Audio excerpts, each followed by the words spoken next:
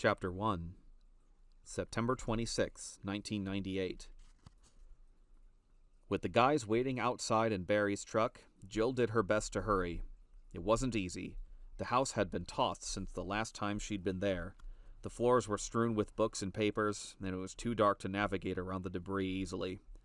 That her small home had been violated was upsetting, though not much of a surprise. She figured she should just be thankful that she wasn't really the sentimental type, and that the intruders hadn't managed to find her passport. She grabbed random handfuls of clean socks and underwear in the cramped darkness of the bedroom and stuffed them deep into her weathered backpack, wishing she could turn on the lights. Packing a bag in the dark was harder than it sounded. It would be even if one's house hadn't been trashed, but she knew they couldn't afford to take any chances. It was unlikely that Umbrella still had all of their houses staked out, but if there was anyone watching, a light in the window could draw fire. At least you're getting out. No more hiding. There was that much. They were headed for foreign soil, to storm enemy headquarters, and very likely get killed in the process. But at least she wouldn't have to hang out in Raccoon anymore. And from what she'd read in the papers lately, maybe that was for the best. 2 attacks in the last week. Chris and Barry were skeptical about the danger, even knowing what the T-virus did to people. Barry thought it was some kind of PR stunt, that Umbrella would rescue Raccoon before anyone got hurt. Chris agreed, insisting that Umbrella wouldn't crap in their own backyard, so to speak, what with the Spencer estate disaster so recent. But Jill wasn't prepared to assume anything. Umbrella had already proven that they couldn't contain their research, and with what Rebecca and David Trapp's team had faced in Maine, now wasn't the time to think about that. They had a plane to catch. Jill scooped the flashlight off the dresser and was about to head for the living room when she remembered that she only had one bra with her. Scowling, she turned back to open drawers and started to dig. She had enough clothing already, chosen from what Brad had left behind when he'd fled Raccoon. She and the guys had been holed up in this vacant house for several weeks, ever since Umbrella had hit Barry's house, and although none of Brad's stuff fit Chris's tall frame or Barry's massive one, she'd been able to make do. Lingerie, however, wasn't something that the Stars pilot had stocked up on. She didn't particularly want to hop off the plane in Austria and have to go bra shopping. Vanity, thy name is Underwire, She muttered softly, pawing through the rumpled heap. She found the elusive article only after she'd gone through the drawer twice, and crammed it into the bag as she jogged toward the small front room of the rented house. It was only the second time she'd been there, since they'd gone into hiding. She had the feeling she might not be coming back for a while. There was a picture of her father on one of the bookshelves that she wanted to take. Stepping nimbly through the dark clutter, she hooded the flashlight with one hand and trained the narrow beam at the corner where her shelf had been. The Umbrella team had knocked the whole thing over, but apparently hadn't bothered to go through the books themselves. God only knew what they'd been looking for in the first place. Clues as to where the renegade Stars were hiding, probably. After the attack at Barry's house and the disastrous mission at Calaman Cove, she no longer had any illusions about Umbrella simply ignoring them. Jill spotted the book she wanted, a rather lurid-looking paperback entitled Prison Life. Her father would have laughed. She picked it up and rifled through the pages, stopping when the light fell across Dick Valentine's crooked grin. He'd sent the picture along with one of his more recent letters, and she'd tucked it into the book so that she wouldn't lose it. Hiding important things was a habit she'd gotten into young, one that had just paid off yet again. She let the book drop, the need to hurry suddenly forgotten as she gazed down at the photo. A faint smile played across her lips. He was probably the only man she knew who looked good in the bright orange jumpsuit of a maximum security pen. For just a moment, she wondered what he'd think of her current predicament. In a roundabout way, he was responsible. At least for her getting involved with the Stars in the first place. After he'd been sent up, he'd urged her to get out of the business, even saying that he'd been wrong to train her as a thief. So I take a legit job, actually working for society instead of against it. The Stars uncover a conspiracy to create bioweapons with a virus that turns living things into monsters. Obviously, no one believes us. The Stars that can't be bought by Umbrella are either discredited or eliminated. So we go underground, try to dig up proof, and come up empty-handed as Umbrella continues to screw around with their dangerous research, and more people are killed. Now, we're off on what will probably be a suicide mission to Europe to see if we can infiltrate the headquarters of a multi-billion-dollar corporation and stop them from destroying the goddamn planet. What would you think, I wonder, assuming you'd even believe such a fantastic tale? What would you think? You'd be proud of me, Dick. After a long moment, she carefully placed the photo into a pocket of the backpack and looked around at the broken remnants of her small home. Still thinking about her father and what he'd say about the strange path her life had taken. If things went well, maybe she'd be able to ask him in person. Rebecca Chambers and the other survivors of the main mission were still in hiding, quietly networking through the STARS organization for support, and waiting to hear what she, Chris, and Barry could tell them about Umbrella's headquarters. The official HQ was in Austria, although they all suspected that the minds behind the T-virus had their own secret complex elsewhere. Which you won't find out unless you get your ass in gear. The guys are gonna think you stopped to take a nap. Jill shouldered the bag and took a final look around the room before moving toward the back door. Through the kitchen there was a lingering scent of rotten fruit in the dark air, coming from a bowl of apples and pears on top of the refrigerator that had long since disintegrated into mush. Even though she knew better, the smell caused a chill to run up her spine. She hurried for the closed door, trying to block out the sudden vivid flashes of memory of what they found at the Spencer estate. Rotting as they walked, reaching out with wet and withered fingers, faces melting with pus and decay. Jill? She barely contained a cry of surprise at the sound of Chris's soft voice just outside. The door opened, Chris silhouetted against the darkness by a distant streetlight. Oh, yeah, right here, she said, stepping forward. Sorry, it took me so long. Umbrella's been through here with a bulldozer. Even in the bare light, she could see that half grin on his boyish face. We were starting to think one of the zombies got you, he said. And although his tone was light, she could hear real concern beneath it. Jill knew that he was trying to ease the tension, but couldn't find it in herself to smile back. Too many people had died because of what Umbrella had unleashed in the woods outside of town. If the spill had happened closer to Raccoon... Not funny. Chris's grin faded. I know. Are you ready? Jill nodded, although she didn't feel particularly ready for what lay ahead. Then again, she hadn't felt ready for what they were leaving behind either. In a matter of weeks, her concept of reality had undergone a massive shift, turning nightmares into the commonplace. Evil corporations, mad scientists, killer viruses, and the walking dead. Yeah, I'm ready. Together they stepped outside. As Jill closed the door behind them, she was suddenly struck by a strange and ominous certainty that she would never set foot in the house again, that all three of them wouldn't be coming back to Raccoon City. But not because anything happens to us. Something will happen, but not to us. Frowning, hand on the doorknob, she hesitated for a moment and tried to make sense of the bizarre thought. If they survived the recon, if they were successful in their fight against Umbrella, why wouldn't they come back to their homes? She didn't know, but the feeling was uncomfortably strong. Something bad was going to happen. Something... Hey, you okay? Jill looked up at Chris and saw the same concern on his youthful face that she'd noticed earlier. They'd gotten pretty close in the last few weeks, although she suspected that Chris might have wanted to get a bit closer. Oh, and you don't. The sense of impending unpleasantness was already fading, confusions and uncertainties stepping in to take its place. Jill shook herself mentally and nodded to Chris, letting the feelings go. The flight to New York wasn't going to wait for her to indulge in self-analysis, or to worry about things that she couldn't control, imagined or otherwise. Still, that feeling... Let's get the hell out of here. They moved out into the night, leaving the house dark behind them, as lonely and silent as a tomb. Chapter 2. October 3rd, 1998. Twilight had settled across the mountains. painting the jagged horizon in shades of purple dusk.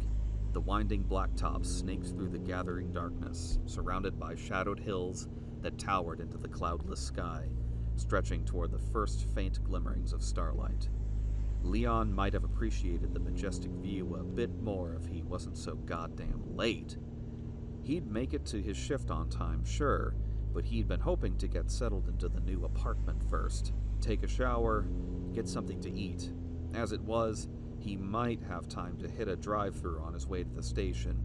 Changing into his uniform back at the last rest stop had saved him a couple of minutes, but basically he was screwed. Oh, way to go, Officer Kennedy. First day on the job, and you'll be picking cheeseburger out of your teeth during roll call. Very professional. His shift started at 9, and it was already just after 8. Leon let his boot ride a little heavier on the gas, even as his Jeep whipped past a sign that told him he was half an hour away from Raccoon City. At least the road was clear, save for a couple semis. He hadn't seen anyone for what felt like hours. A nice change considering the traffic tie-up just outside of New York that had cost him most of the afternoon. He'd actually tried to call the night before to leave a message with the desk sergeant that he might be late, but there'd been something wrong with the connection, nothing but a busy signal. What little furniture he had was already moved into a studio apartment in the working class but basically decent Trask district of Raccoon City. There was a nice park not 2 blocks away, and it was only a 5-minute drive to the station. No more gridlock, no more overcrowded slums or random acts of brutality, assuming he could survive the embarrassment of showing up to his first shift as a full-blown officer of the law without having unpacked his bags. He was looking forward to living in the peaceful community. Raccoon is about as far removed from the Big Apple as you can get, thank you very much. Well, except for the last few months. Those murders. In spite of himself, he felt a tiny thrill at the thought. What had happened in Raccoon was horrible, of course, sickening, but the perps had never been caught and the investigation was really just getting started. And if Irons liked him as much as the heads of the academy had liked him, maybe Leon would get the chance to work on the case. Word had it that Chief Irons was kind of a prick, but Leon knew that his training had been top-notch. Even a prick would have to be a little impressed. He'd graduated in the top 10th after all, and it wasn't like he was a stranger to Raccoon City. Since he'd spent most of his summers there as a kid, when his grandparents were still alive. Back then, the RPD building had been a library, and Umbrella was still several years away from turning the town into an actual city. But in most ways, it was still the same quiet place he remembered from his childhood. Once the cannibal killers were finally put away, Raccoon would be ideal again. Beautiful, clean, a white-collar community nestled in the mountains, like a secret paradise. So I get settled in and a week or 2 passes, and Irons notices how well-written my reports are, or sees how good I am on the target range. He asks me to take a look at the case files, just to familiarize myself with the details so I can do some footwork. And I see something no one else has seen. A pattern, maybe, or a motive on more than one of the victims. Maybe I run across a witness report that reads wrong. No one else has caught it because they've lived with it for so long. And this rookie cop just comes along and cracks the case. Not a month out of the academy and I... Something ran in front of the Jeep. Jesus! Leon hit the brake and swerved, shocked out of his daydream as he struggled for control of the vehicle. The brakes locked and there was a screech of rubber that sounded like a scream. The Jeep half-turned to face the darkening trees that lined the road and came to a stop on the shoulder, dying after a final lurching jolt. Heart pounding and stomach in knots, Leon opened the window and craned his neck, scanning the shadows for the animal that had darted across the highway. He hadn't hit it, but it was close. Some kind of a dog, but he didn't get a clear look. A big one, anyway. A shepherd or maybe an oversized Doberman. But it had looked wrong, somehow. He'd only seen it for a split second, a flash of glowing red eyes and a lean, wolfish body. And there was something else. It had seemed kind of... Slimy? No. Trick of the light? Or were you just so shit scared that you saw it wrong? You're okay, and you didn't hit it. That's the most important thing. Jesus. Softer this time, feeling both relieved and suddenly quite angry as the adrenaline leaked out of his system. People who let their dogs run loose were idiots, claiming they wanted their pets to be free and then acting surprised when Fido got squashed by a car. The Jeep had come to a stop just a few feet away from a roadside that read Raccoon City 10. He could just make out the lettering in the growing shadows. Leon glanced at his watch. He still had almost half an hour to get to the station. Plenty of time, but for some reason he simply sat for a moment, closing his eyes and breathing deeply. Cool, pine-scented air breezed across his face, the deserted stretch of road seeming almost unnaturally quiet, as if the landscape was holding its breath, waiting. Now that his heart had resumed a more normal pace, he was surprised to find that he still felt unsettled, even anxious. The murders in Raccoon. Weren't a few of those people killed by animal attack? Wild dogs or something? Maybe that wasn't someone's pet dog at all. A disturbing thought, and even more disturbing was the sudden feeling he had that the dog was still close by, maybe watching him from the darkness in the trees. Welcome to Raccoon City, Officer Kennedy. Watch out for things that may be watching you. He often wondered if he would ever outgrow his imagination. Daydreaming like a kid about catching bad guys, then inventing killer dog monsters lurking in the woods. He started the engine and backed onto the road. Let's try to act our age, eh, Leon? You're a cop, for God's sakes. Grown up. Ignoring the strange sense of unease that had somehow managed to take hold of him in spite of his mind's chiding voice. He had a new job in a nice apartment in a nice little up-and-coming city. He was competent, bright, and decent-looking. As long as he kept his creativity glands in check, everything would be fine. And I'm on my way, he said to himself, forcing a grin that felt out of place but suddenly necessary to his peace of mind. He was on his way to Raccoon City, to a promising new life. There was nothing to be uneasy about. Nothing at all. Claire was exhausted, both physically and emotionally, and the fact that her butt had been aching for the last couple of hours wasn't helping matters much. The thrum of the Harley's engine seemed to have settled deep into her bones, a physical counterpoint to the butterflies in her stomach, and of course, the worst of it seemed to emanate from her extremely sore and overheated ass. Plus it was getting dark, and like an idiot, she wasn't wearing her leathers. Chris would be totally pissed. He's going to yell his head off, and I won't even care. God. Chris, please be there to scream at me for being such an idiot. The Harley buzzed along the dark road, the sound of the engine echoing back at her from the sloping hills and shadow-laden trees. She took the corners carefully, very aware of how deserted the winding highway was. If she took a spill, it could be a long time before anyone happened by. Like it would even matter. Take a spill with your gear on, and they'll be scraping pieces of you off the asphalt with a squeegee. It was stupid. She knew it was stupid to have left in such a god-awful hurry that she couldn't be bothered to suit up. But something had happened to Chris. Hell, something may have happened to the entire city.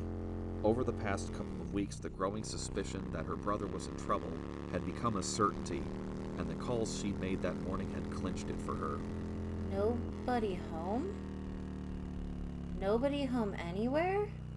Like Raccoon moved and forgot to leave a forwarding address.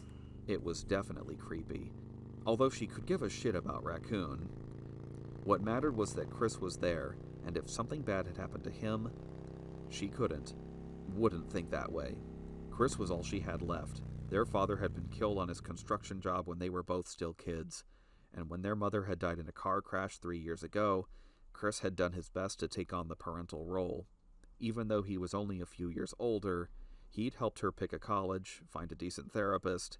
He even sent her a little money each month beyond what the insurance policies paid out, what he called walking around cash. And on top of all that, he called her every couple of weeks like clockwork. Except he hadn't called at all in the last month and a half, and hadn't returned any of her calls. She'd tried to convince herself that she was silly to worry. Maybe he'd finally met a girl, or something had turned up on the star's suspension thing, whatever that was all about. But after 3 unanswered letters and days of waiting for the phone to ring, she'd finally put in a call to the RPD that very afternoon, hoping against hope that someone there might know what was going on. She'd gotten a busy signal. Sitting in her dorm room, Listening to that soulless mechanical bleat, she'd started to worry for real. Even a small city like Raccoon had a voicemail answering system to set up field calls. The rational part of her mind told her not to panic, that a downed line was nothing to get freaky about. But already her emotional self was screaming foul. She'd gone through her address book with trembling hands, dialing the few numbers she had for friends of his, people or places he'd told her to call if there was ever an emergency, and he wasn't at home. Barry Burton, Emmy's Diner, some cop she'd never met named David Ford. She even tried to get Billy Rabbitt's number, although Chris had told her that he'd disappeared a few months earlier. And with the exception of an overloaded answering machine at David Ford's house, she'd gotten nothing but busy signals. By the time she'd hung up, the worry had transformed into something close to panic. The trip to Raccoon City was only 6.5 hours from the university. Claire's roommate had borrowed her riding gear to go out with her new biker boyfriend. But Claire had an extra helmet, and with that feeling that was not quite panic spitting out of her frightened thoughts, she had simply grabbed the helmet and gone. Stupid, maybe. Impulsive, definitely. And if Chris is okay, we can laugh about how ridiculously paranoid I am until the cows come home. The last of the day's light was draining from the strip of cloudless sky above, although a waxing, nearly full moon and the soft tail's headlight gave her enough light to see by. More than enough to see the small sign ahead on her left, Raccoon City, 10. Telling herself that Chris was fine, that if anything weird had happened in Raccoon, somebody would have checked it out by now. Claire forced her concentration back to handling the heavy bike. It would be full dark soon, but she'd be in Raccoon City before it was too dark to ride safely. Whether or not Raccoon City would be safe, she'd find out soon enough. This audio drama is in collaboration with the Spirit Stone, a community of collaborating content creators, streamers, voice actors, artists, and writers. Check out the Spirit Stone Discord for more information. If you like the show, help the channel grow. You can support this audio drama and other Zexy content by contributing to the Zexy Observer Patreon. It is my hope that all Zexy Observer content can be brought to you totally free of annoying advertisements and sponsors. Thank you for your consideration, and as always, stay Zexy.